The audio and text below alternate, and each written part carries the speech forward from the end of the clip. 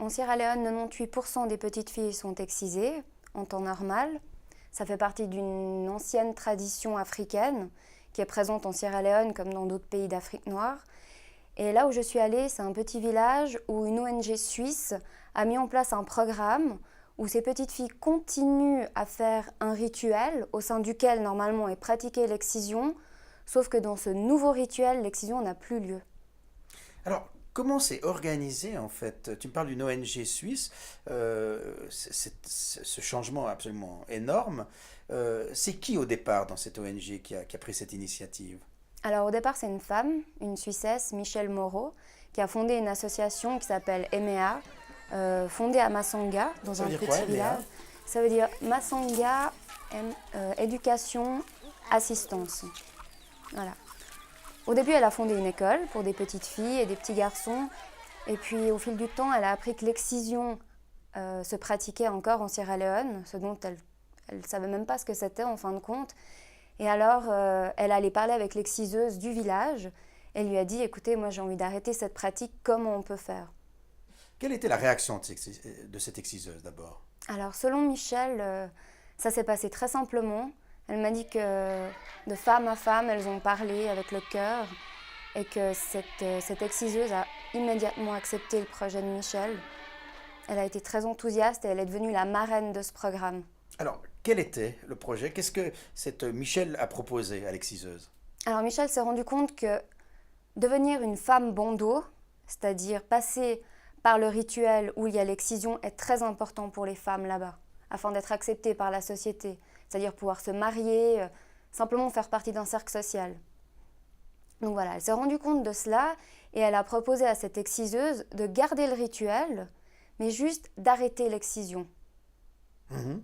Alors, est-ce qu'elle lui a expliqué pourquoi l'excision lui paraissait et paraît à l'ensemble, je dirais, presque à l'ensemble de la planète, en fait, comme une violation des droits de la personne? Comment est-ce qu'elle lui a expliqué ça? Alors Michel, elle est venue directement sur le problème de la santé, en lui disant que ça causait beaucoup de dommages auprès de la femme, enfin sur la santé de la femme en général, que lors de l'accouchement, c'est pour ça que l'accouchement est difficile, parce que souvent là-bas, ils font aucun lien entre l'excision et les douleurs qu'on peut avoir lors des menstrues ou lors de l'accouchement. Et ça a été une réelle prise de conscience pour cette exciseuse. Alors, ça, j'aimerais que tu m'expliques un petit peu les problèmes de santé. L'excision, en plus, disons, je dirais, l'ablation, c'est comme ça en tout cas qu'on la voit au départ, du peu que j'en connais, l'ablation du plaisir sexuel. Mais Mhm. au-delà de ça, c'est aussi un problème de santé. Oui, donc en Sierra Leone, parce qu'on a différentes sortes d'excisions.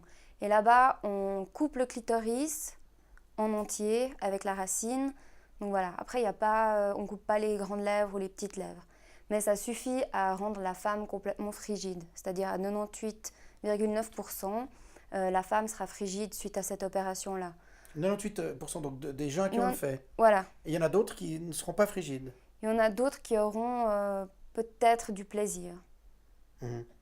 1%, peut-être 1% des femmes excisées auraient la possibilité de ressentir du plaisir. Et on sait pourquoi? Non. Enfin, le clitoris, c'est l'organe du plaisir chez la femme qui est nécessaire. Enfin, la simulation du clitoris est nécessaire avant l'orgasme, selon les médecins, les gynécologues et les sexologues. Et enlever le clitoris, bon, déjà, c'est un nerf qui est extrêmement profond, donc ça cause encore Enfin, ça fait continuellement mal. Voilà. Et donc, comme on le voit, il y a un petit pourcentage de femmes qui arrivent néanmoins à avoir du plaisir, donc qui arrivent à se passer en fait de cette, De je veux cette dire, partie, mhm. Alors, apparemment. apparemment. Mhm. Alors, d'abord, l'exciseuse en question, est-ce qu'elle a elle-même été, été sujette ou objet de l'excision? Elle Oui, était elle-même excisée? évidemment. Alors, est-ce que la discussion a porté essentiellement sur la santé ou sur le plaisir sexuel au départ? Essentiellement sur la santé, puisque le plaisir sexuel, elles ne le connaissent même pas. Michel est quelqu'un de très direct, donc elle a expliqué à ses femmes, tant à l'exciseuse qu'à d'autres exciseuses, qu'à des femmes du village, que en enlevant le clitoris à une petite fille, jamais elle n'aura de plaisir sexuel, au-delà du fait qu'elle va avoir des problèmes de santé. Donc oui, elle a abordé ce thème-là.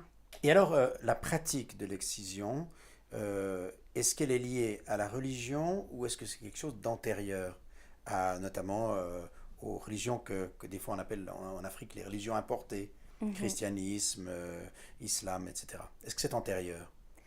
Alors, c'est vraiment très difficile de savoir d'où ça vient. J'ai lu énormément d'ouvrages et apparemment la source serait l'Égypte. Donc Cléopâtre aurait été excisée. On a retrouvé ça. Enfin, selon les momies, Cléopâtre aurait été excisée, mais pour des questions plus esthétiques. Il y a différentes raisons qui sont avancées. On a l'esthétique, on a le fait qu'en Afrique, on a ce mythe que la femme serait super sexuelle. Donc il faudrait réfréner ses envies en coupant le clitoris. Ou alors on avance justement des questions esthétiques comme quoi le sexe de la femme est pas beau, il est laid, il sent mauvais ou il est dangereux pour l'homme. Donc voilà, on a vraiment plusieurs explications, mais on ne sait pas vraiment de quelle religion ça provient. Après, l'islam le pratique, certains chrétiens également. Alors, aujourd'hui, si on dresse une carte du monde, Mhm. est-ce qu'on va constater que c'est essentiellement dans le monde islamique qu'on retrouve l'excision? Oui, essentiellement.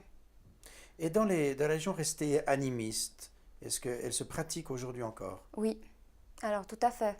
D'ailleurs, là où j'étais en Sierra Leone, c'est au sein de la religion animiste qu'on pratique l'excision. Mhm. Et donc, tout à fait indépendamment, ces gens-là ne sont pas musulmans, hein. Ils sont, alors ceux qui pratiquent l'excision sont autant des musulmans que des chrétiens. Parce C'est, ils sont animistes et en même temps chrétiens et en même temps voilà. musulmans. Donc on Mhm. peut être musulman, chrétien, et cette société des femmes secrètes qui s'appelle les femmes bandeaux rejoignent autant des musulmans que des chrétiens. Et ça s'appelle au fait la vieille religion africaine, Mhm. Alors on va qui est parler justement de ces animiste. femmes. On va parler de ces femmes, évidemment, puisque c'est une organisation que tu as côtoyée de près tout récemment, donc ce mois de Mhm. janvier. Peut-être avant cela, juste encore quelques questions sur ce qui se dit en Afrique. Est-ce que, par exemple, dans les villes, dans les villages, on est au courant du fait que c'est une pratique qui est clairement condamnée par pratiquement toutes les sociétés défendant les droits de l'homme et évidemment les droits de la femme? Alors non, pas vraiment. Ils sont pas. Déjà, ils en parlent pas. Ils vont pas parler d'excision. Et ils sont souvent pas du tout au courant de ce qui se passe dans le reste du monde ou que cette pratique est condamnée. Ils Mhm. s'imaginent même pas qu'on puisse parler de ce genre de choses. Après, les personnes instruites, évidemment que oui, elles sont au courant. Elles savent qu'il y a des grands débats en ce moment. Mais sinon, non. Quand on ne connaît pas le sujet, ce qui est mon cas, on a toujours l'impression que l'excision a été en fait instituée pour fidéliser la femme à l'homme, pour lui donner, Mhm. pour lui enlever les envies d'aller voir ailleurs en Ouais. fait. Est-ce que c'est l'impression qui domine lorsqu'on étudie ce sujet ou est-ce que c'est une fausse impression? C'est... Alors d'abord, c'est l'idée qu'on a en partant dans ce sujet. Et puis après, on découvre d'autres pistes. Et j'avoue qu'à la fin, on revient à cette cause-là.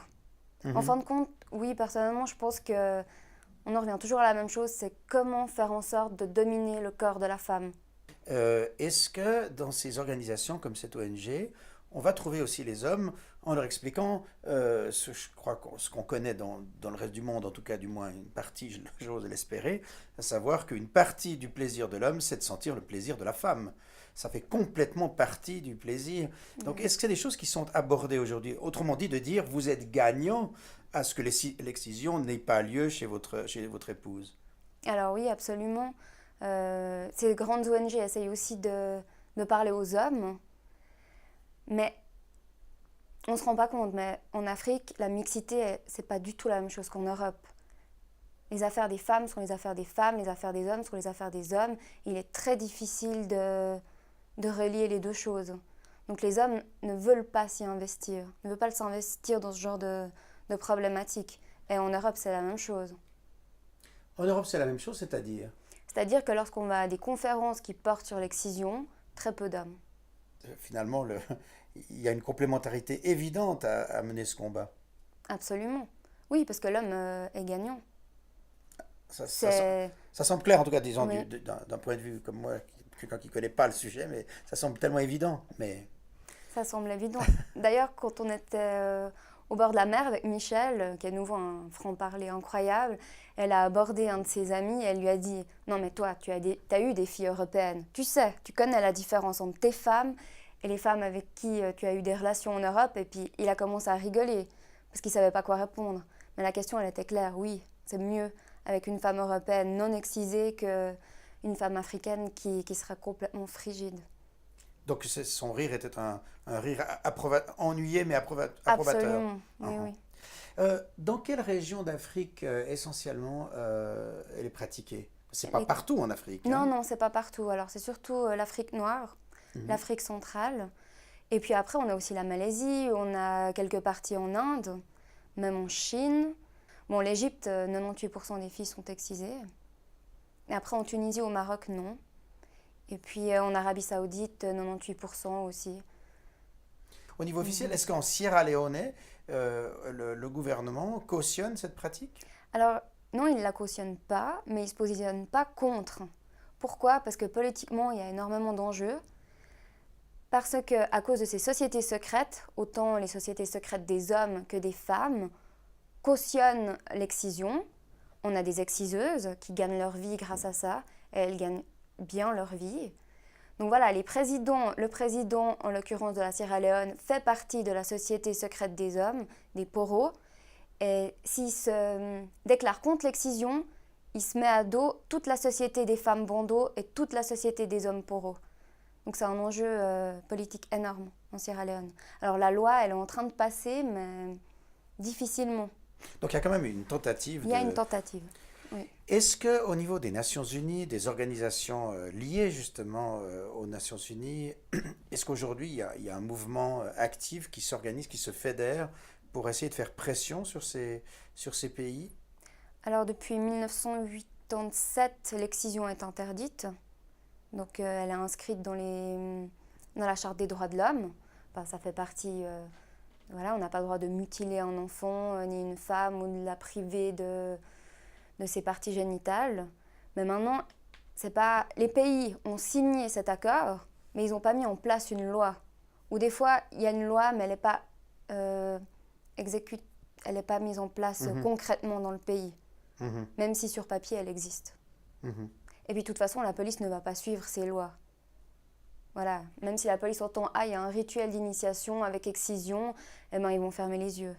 Parce que ça fait partie de leur culture et qu'ils souhaitent la respecter. Tu es allé dans un village du centre de la Sierra Mhm. Leone. Comment s'appelle ce village? Ça s'appelle Masanga, Masonga, qui est près de la ville de, de Makeni. de Makeni, hein? Makeni, Mhm. oui. Alors, c'est un rituel qui a lieu à quelle fréquence? Environ 2 fois par année.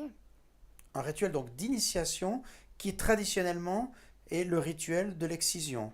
C'est ça? Voilà. Comment ça se passait avant l'arrivée de l'ONG, ce rituel? Alors, donc, cet ancien rituel existe toujours.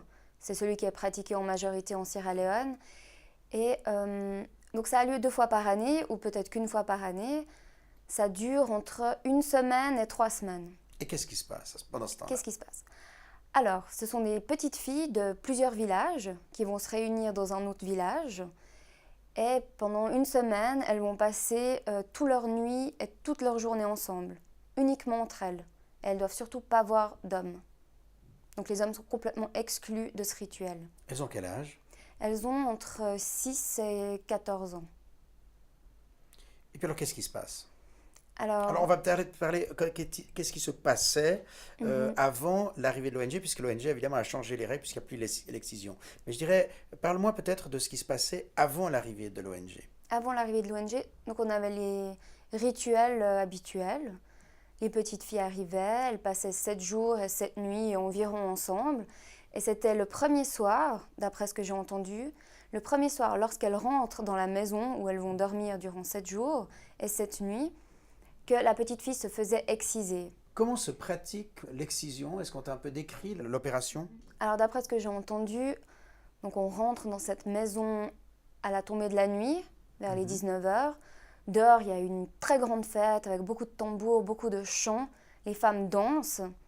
Et dans la maison, les petites filles rentrent les unes après les autres. On leur tient les jambes et les bras. Et hop, l'exciseuse leur coupe le clitoris. Voilà. Je dirais à Simplement vif, comme ça, à vif. à vif. À vif. Ensuite, ces petites filles sont mises de côté. On leur dit de bien serrer les jambes et la prochaine passe. Et elles ne sont pas du tout averties de ce qui va leur arriver. Et est-ce qu'on sait si...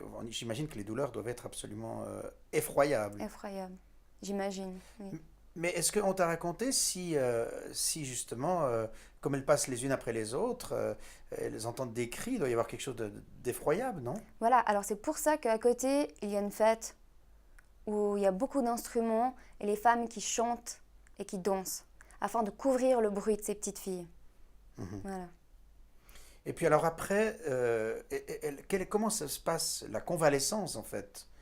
Alors c'est ça qui est surprenant, c'est que pendant 7 jours, au lever du soleil, ces petites filles vont dans ce qu'on appelle le bush, c'est-à-dire la forêt, alors qu'elles sortent de leur opération, enfin de leur opération. Et là, elles doivent continuer à danser et à chanter, voilà, sans se plaindre. Donc Et elles sont nombreuses, donc 60, plus 100, 200, et nombreuses à estimer que tout ça est normal, que tout ça fait partie absolument. de la fête. Oui.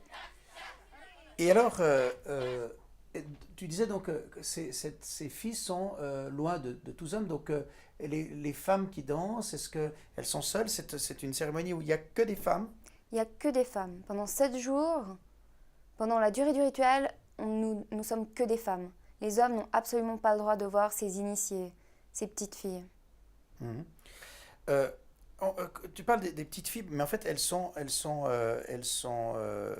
y a des pubères, il y a des impubères, comment est-ce qu'on choisit en fait le moment ou l'âge approprié pour se faire exciser? Eh bien, c'est les mères, les mamans. La maman choisit, ah ben c'est bon, maintenant ma petite fille va faire le rituel. Ça peut être à n'importe quel âge. Je sais qu'il y a même des petites filles qui ont 4 ans, 2 ans. Donc c'est vraiment très très variable. Mais il y en a qui sont déjà pubères quand elles se font Il y en a qui exciser. sont déjà Oui, il y avait des filles qui avaient 14 ans. Donc plus ou moins pubères. Mhm. Alors, euh, les hommes donc sont exclus de la cérémonie. Est-ce qu'ils le sont jusqu'au bout, jusqu'à ce que la fête est finie, ou est-ce Oui. qu'il y a des moments où des hommes vont arriver? Non, jusqu'au bout. Jusqu'à ce que la fille ait terminé son initiation, jusqu'à ce qu'elle devienne une femme en fin de compte. Mhm. Entre-temps, elle est dans ce qu'on appelle une mort symbolique. Donc jusqu'à ce qu'elle renaisse, jusqu'à ce qu'elle devienne une femme bandeau en l'occurrence, aucun homme n'a la permission de la voir. Et on sait ce que signifie le mot bondo? Non, j'ai pas réussi à... Mais elles-mêmes ne le savent pas parfois. Mhm. Ce sont évidemment des rituels qui se transmettent de manière orale. Il y a pas, j'imagine qu'il n'y a pas d'écriture. Non, On est en pleine tradition orale. Il n'y a absolument. pas un règlement qui peut être Non, lu sur la façon d'être fait, j'imagine. non, d'ailleurs, apparemment, enfin, en ayant discuté avec d'autres femmes qui avaient fait ce rituel avant moi, elles m'ont dit ah, cette initiation, on l'avait faite avant, ce rituel de purification, on l'avait fait le 4e jour, pas le 5e jour. Donc c'est très variable. Il n'y a pas de règle, vraiment pas. Alors, l'ONG a réussi à convaincre ce village ou cette région, parce que, Mhm. comme tu me disais qu'on allait d'un village à l'autre, ce changement, il couvre quelle région? Est-ce que c'est plusieurs Euh, villages concernés oui, 25 villages, qui ont accepté de cesser? absolument. euh, Alors, est-ce que ces villages, est-ce qu'ils ont été, je dirais, célébrés ou reconnus officiellement un peu comme pionniers par le gouvernement ou par les autorités? Non, alors, non, pas du tout, pas encore. Mais c'est en cheminement, parce que lorsque je suis partie de la Sierra Leone, Michel était en train de parler au Paramount Chief, comme on dit, c'est-à-dire le chef du district. Donc ça tend à s'étendre.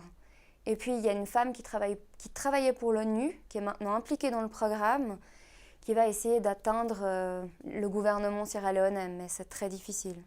Mhm. Quand est-ce que ça a commencé? Alors c'est le 5e rituel, pour l'instant, 5 rituels sans excision. Ça a commencé en 2010. Donc c'est tout récent. Oui.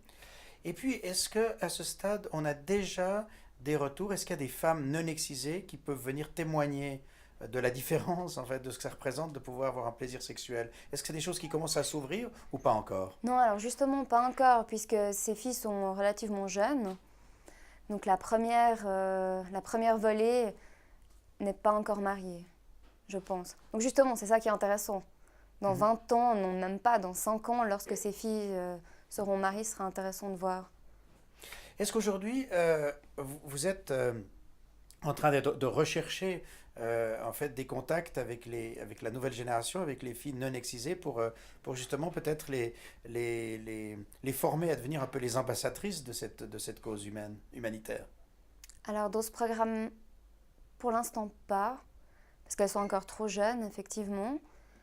Mais il y a des femmes qui n'ont pas été excisées, des jeunes filles, dont une journaliste que j'ai rencontrée là-bas qui s'intéresse beaucoup à ce programme, parce qu'elle-même est contre l'excision et elle essaye de répondre voilà, à ce programme au-delà de la frontière de Masanga et des 25 villages qui l'entourent. Mais c'est rare. Alors, se faire accepter, c'était pas évident, j'imagine, d'être accepté à cette cérémonie, puisque j'imagine que tu parlais de société secrète. Comment est-ce que tu as réussi à pouvoir t'introduire? Alors ça n'a pas été facile. Moi-même, j'ai été la première étonnée qu'ils acceptent une blanche dans leur rituel de société secrète. Mais bon, tout ça s'est fait à travers Michel. Michel qui a énormément de contact avec ces femmes et ça se voit qu'elle fait partie des leurs. Donc Michel est aussi une femme bandeau, c'est elle qui a fait le premier rituel de femme blanche, première femme blanche à devenir bandeau. Et c'est grâce à elle, en fin de compte. Donc oui, c'est très difficile de s'intégrer. Mais alors, devenir une femme bondo ou bando? Bandeau, Bondo. oui. Devenir une femme bondo, ça signifie quoi concrètement? Puisque jusqu'à présent, ça signifiait faire partie d'une société secrète de femmes excisées. Alors aujourd'hui, qu'est-ce que c'est être femme bondo? Donc voilà, c'est les nouvelles femmes bandeaux, en quelque sorte. C'est-à-dire des femmes bandeaux, mais qui n'ont pas été excisées, mais qui ont quand même passé par le rituel.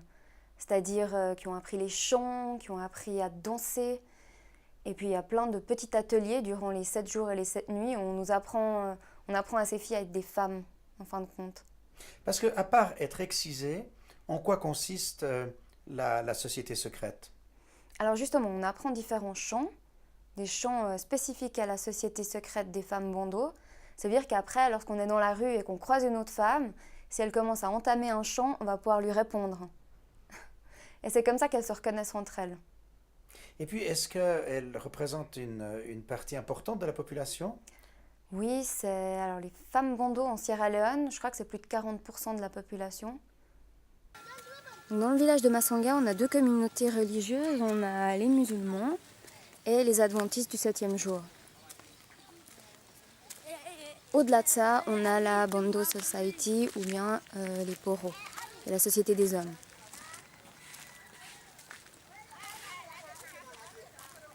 Et d'après ce que Tolo m'a dit, ces sociétés secrètes ne sont pas acceptées par l'imam du village.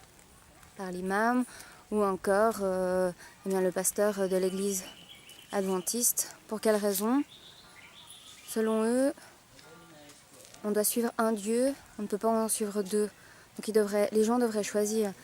Mais quel est le problème? Le problème, c'est que si on ne fait pas partie de la société Bando ou de la société Poro pour les hommes, on ne peut pas accepter socialement. Ce qui signifie qu'on ne va pas pouvoir travailler dans le village.